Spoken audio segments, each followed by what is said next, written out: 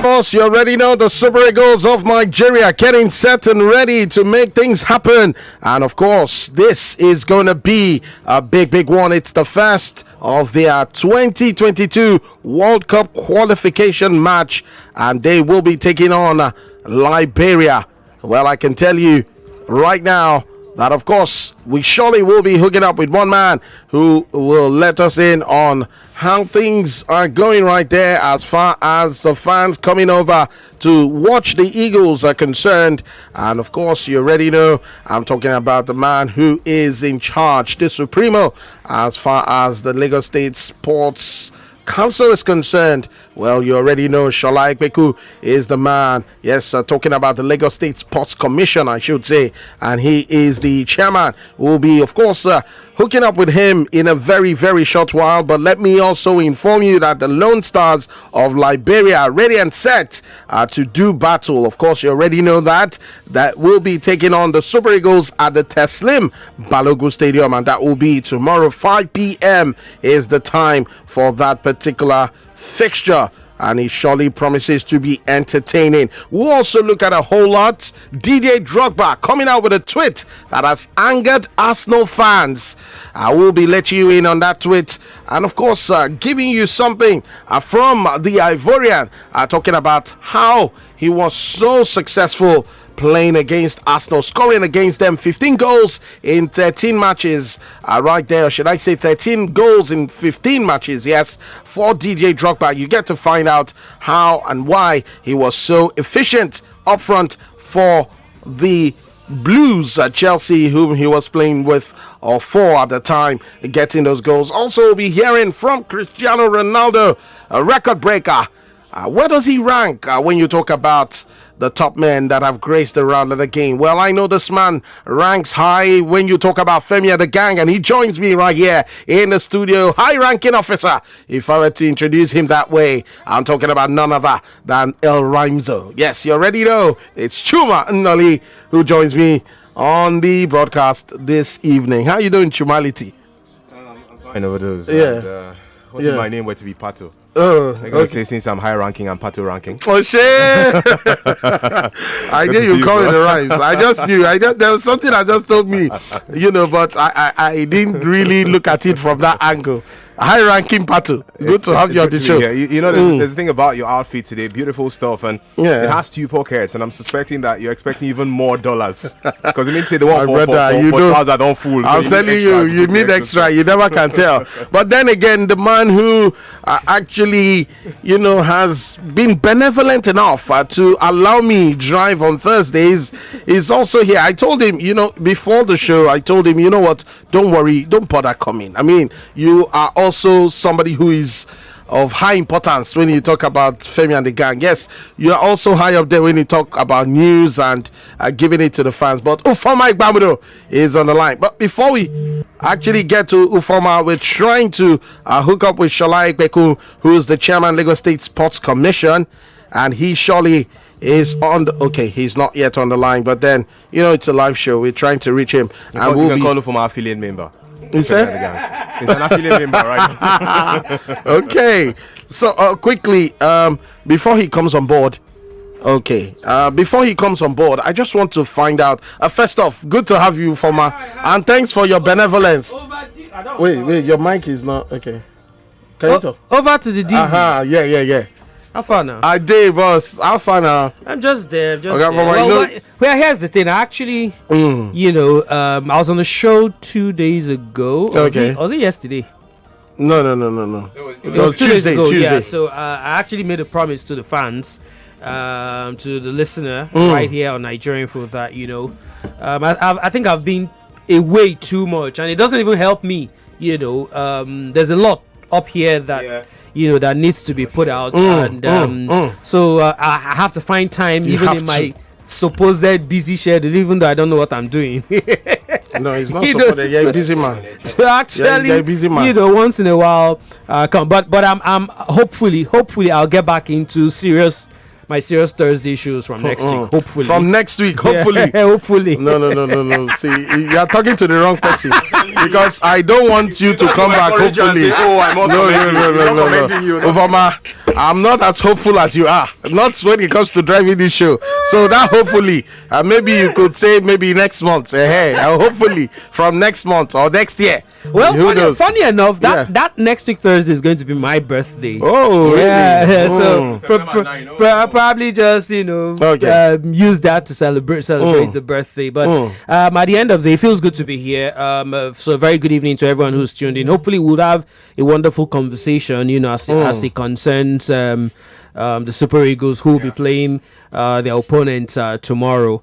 One way or the other, we'll do what we have to do over Dizzy. We'll do what we have to do. Well, of course, still trying to hook up with Sola Aiyepeku. He will be telling us about fans' access to the Teslim Balogun Stadium, as well as the organization that has been put in place, what it means for the state to have football back and all that. But then again, I'm sure you surely will also want to be a part of it as well. But let me start off with you, from being a man who has given me the chance to be here. Looking at the Super Eagles, you look at the Super Eagles now. Is there any reason for us to be concerned? A whole lot of Nigerians in recent times have expressed their concern, especially when you look at the recent outings. We played matches against Algeria and, of course, against Tunisia. And we couldn't win those games. Yes, we qualified for the Nations Cup thereafter. But looking at the team right now, I mean, this is the World Cup qualifier, first game in our World Cup qualifying series. Is there any reason to worry? I wouldn't necessarily think so, because to be very honest, World Cup and AFCON qualifications have been made a lot easier.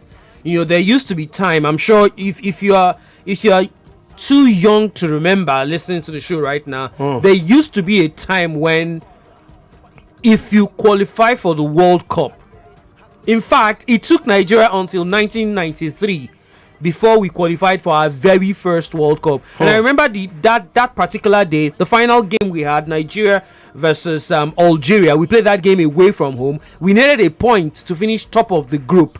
We actually were in the same group as the Elephants of Cote d'Ivoire, who were defending African champions at the time. We were playing against the North Africans. I was talking about Algeria. And at that point in time, North Africans were always, in fact, even till now, there was a time we started beating them. But just before then, it was always a difficult situation whenever we come up against the Algerians or the Tunisians or the Egyptians, or the team from Morocco.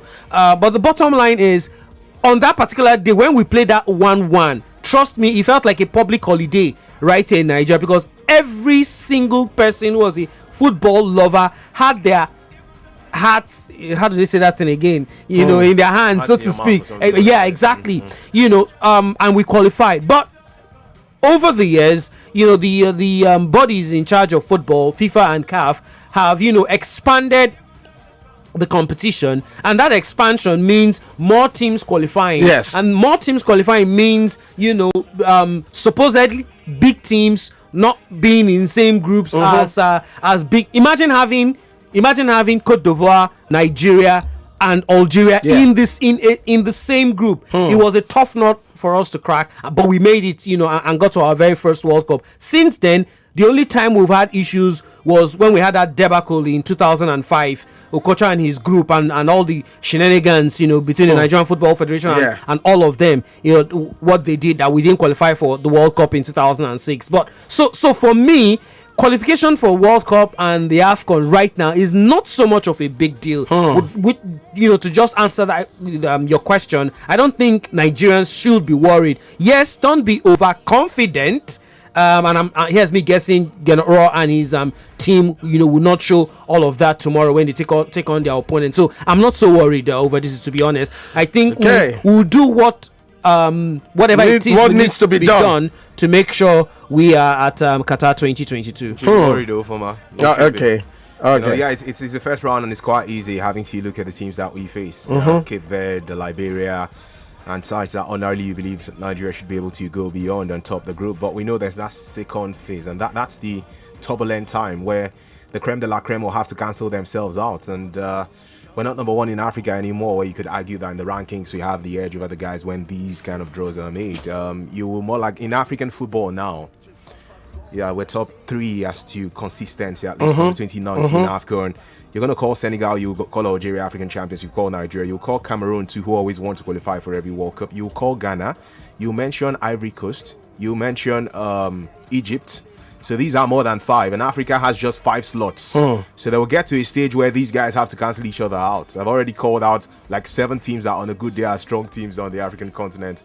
So yeah, I understand. Truly, no doubt about it, it's nothing compared to back in the day how rigorous it was. Because at the point, we all know that as a USA 94, we had just 3 slots for Africa. It got expanded for France 98. But you're not going to be beans. We will scale through this one unscathed this first round. I don't get wahala for this one. My own is when we get to the final phase where the big boys have to cancel each other out. That's where my trepidation will come to the fore. For now, man, nothing does. We'll swim past these guys. All right, we will swim past them. Talking about Liberia, so says Chumandali. What do you say? Let's hear from you right now. At least I have 4 or 5 minutes before I go for a break. 0700 993 993 993. What are your expectations from the Super Eagles of Nigeria? Of course, you already know we are set for tomorrow's game, 5 p.m. at the Teslim Balogun Stadium. And that, of course, is where it will go down. But then again, Cape Verde on Tuesday, we'll come to that. But let's actually look at some of the stats, and then we'll take calls. Nigeria have a superior head-to-head when you talk about taking on Liberia. They have a superior head-to-head. It will be the 5th time both countries will be squaring up against one another in qualification campaigns. They first met in the year 2000, and that was in the month of July the 9th, when, of course, it was staged at the National Complex Monrovia. Christopher Red's brace propelled the Lone Stars to a 2-1 win over the Super Eagles, who got their only goal through Kanu Wankwo. Then again, Papilo and Agali found the net in the second leg, which ended 2-0 at the Liberation Stadium in Port Harcourt.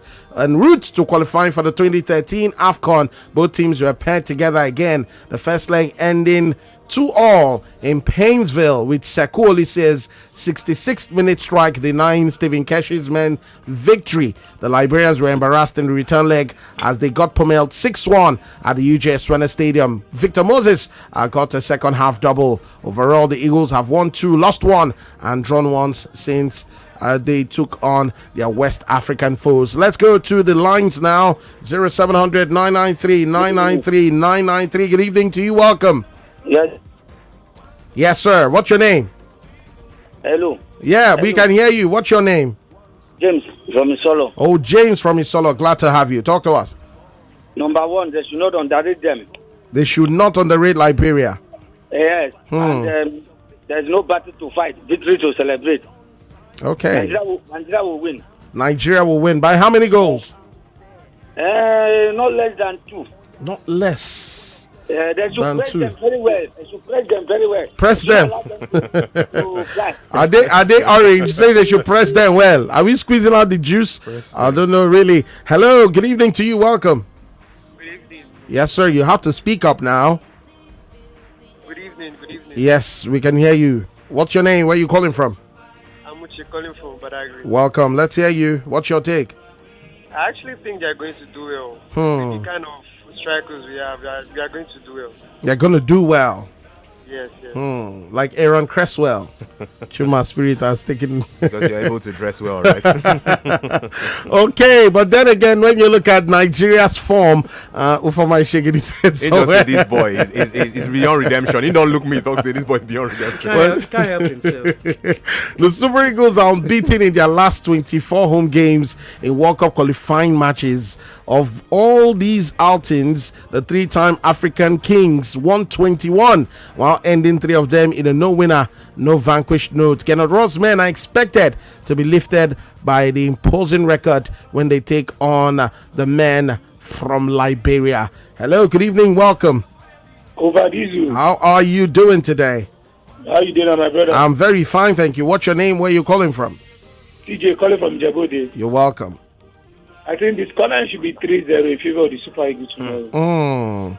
Okay. 3-0. 3-0. Okay, but then again, Chuma, before we go for that break, okay, I think we're about to go for the break because the time is running very, very fast. So, sport fans and fans of Femi and the gang, hang on there. We have to go and heed Zeta's call. When we return, however, we'll take more of your calls concerning the Super Eagles. I will give more updates and then the latest from the camp as we count down to tomorrow. 5 p.m. at the Teslim Balogun Stadium. It still came on right here. Overdose, Ufoma, who will not stay on to the end of the show. And of course, Chuma Noli, all right here. Stick with us. Don't forget to listen to your number one station for talk anytime and anywhere. Just search Nigeria Info FM.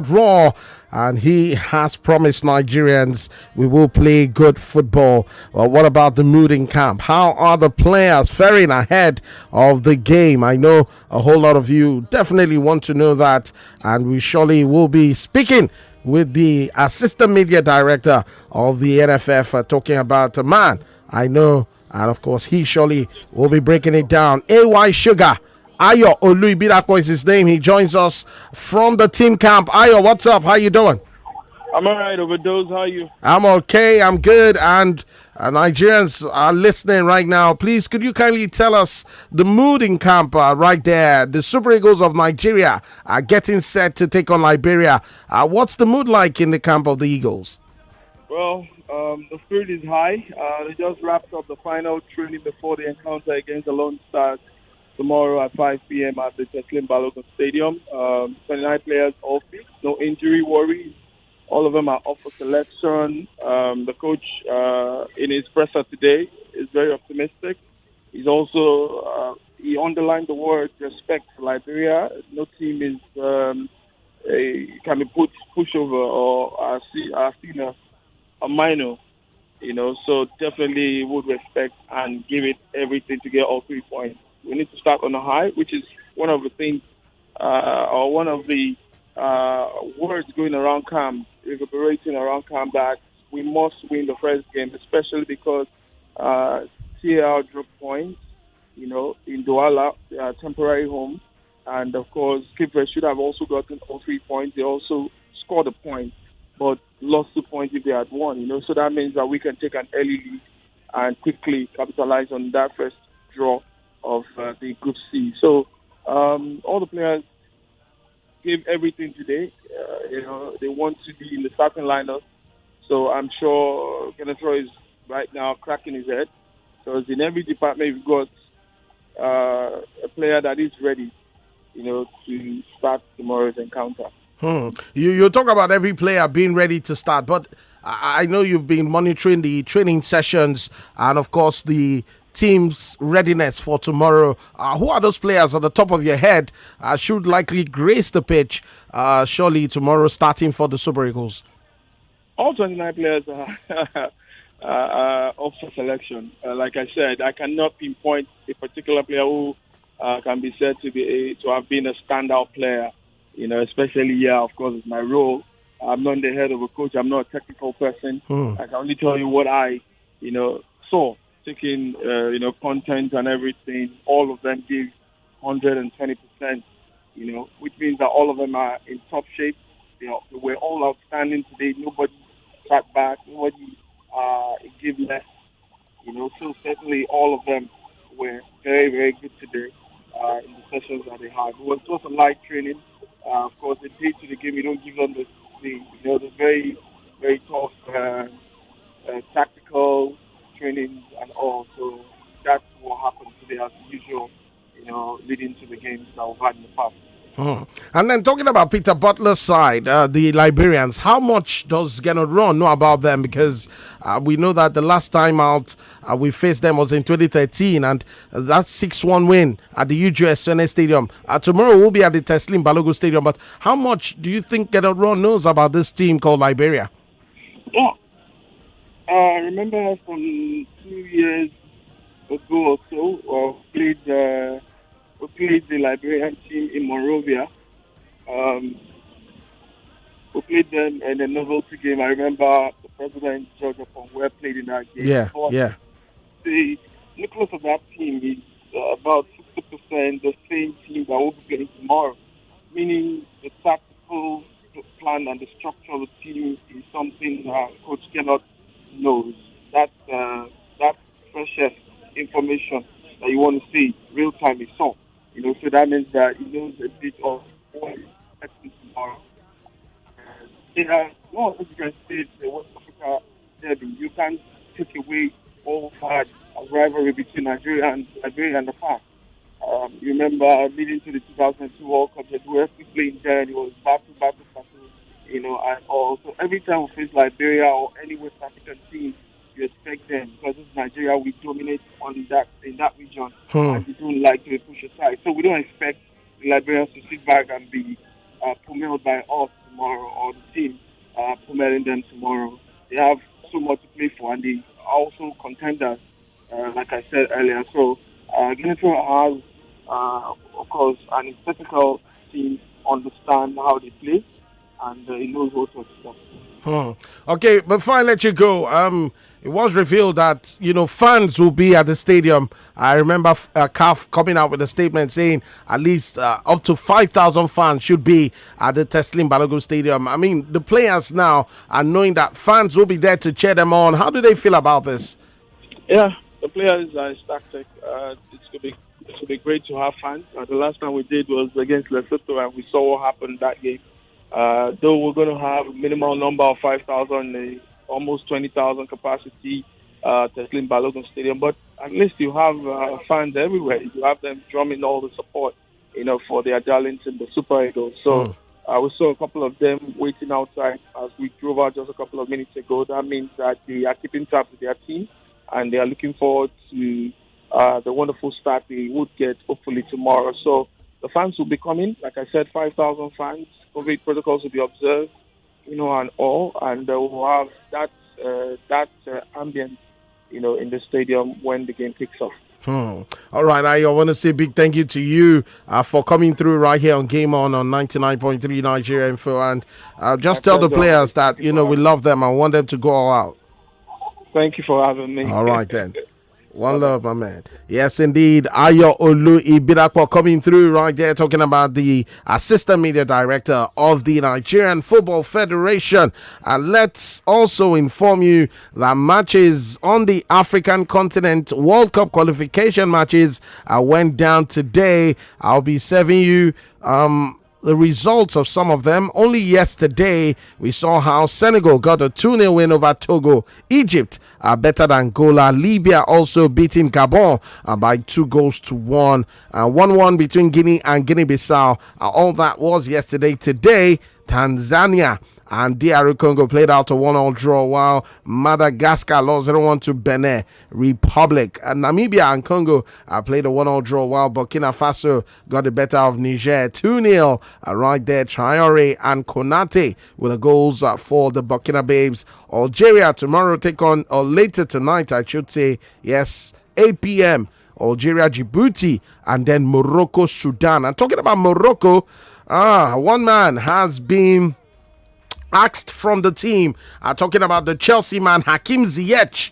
The coach has asked him, saying he's a bad influence. And I begin to wonder, how do you manage a player who's described as being a bad influence? Well, let me just quickly give you the story, Chelsea fans. I don't know if you're happy with this one, but Hakim Ziyech has been asked by the coach of the Moroccan national team, and he says no player can hold my team to ransom. I don't know, really, for some of us that are really looking to manage people, how do you manage such players, especially when they are players that actually have a whole lot to do with your team? Hakim Ziyech has been asked from Morocco squad because, according to report, he turned up late and then refused to play against Ghana in the month of June, as the Chelsea winger has been warned that nobody can hold his squad hostage. Talking about Vahid Halilhodžić, who is the coach of Morocco. Ziyech was a stunning omission from this latest international break, given he's Morocco's most accomplished footballer at this time, having won the Champions League with Chelsea. The winger posted a laughing emoji sarcastically on Instagram following his snub, and now Halilhodžić has confirmed a bust-up with his star player, saying his behavior in the last two matches, especially the last one, was not that of a national team player who, as a leader in the team, has to be a positive role model. Everyone talks about being positive, being a role model, but Ufoma, you're a man who has managed many characters, and you are also in a position of management. You're still managing. I'm managing people such as myself, even though I'm not a negative influence. You're not managing you. Don't give me extra work. But then again, I mean, how do you draw the line between players who actually don't want to play or who display or exhibit a form of negative behavior, how do you you know that they are key to your squad? I mean, as a manager, how do you draw that line? Do you accommodate it, or do you just throw them out completely, or should he have done it in a better way? Talking about both Ziyech and the manager. Well, for me, I think the manager has done absolutely the perfect thing. At the end of one of the most difficult things is managing people, human beings. I'm adding myself.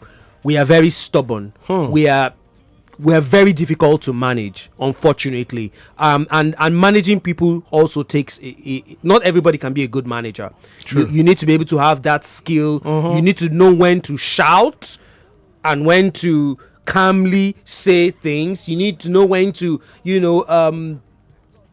give punishments sometimes, and also when to act like you did not see, even though you actually saw a lot of things. So it takes a great skill to be able to do that and do it successfully. But at the end of the day, I think for the manager, he actually said this is the first time in his managerial career that he has seen something like this that has disappointed him. So that tells you a lot, and that's a widely traveled manager who's managed a whole lot of clubs as well as national teams.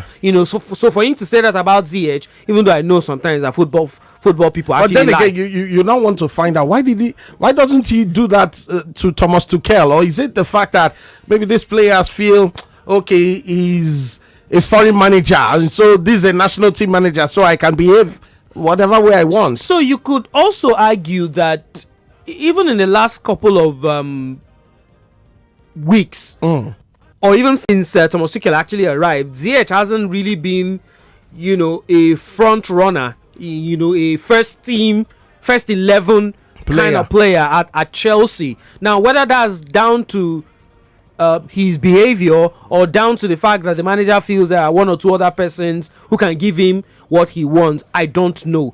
But I'm not sure you can compare a football club and a national team. For the football club, you see every blessed day, apart from the days you are giving off.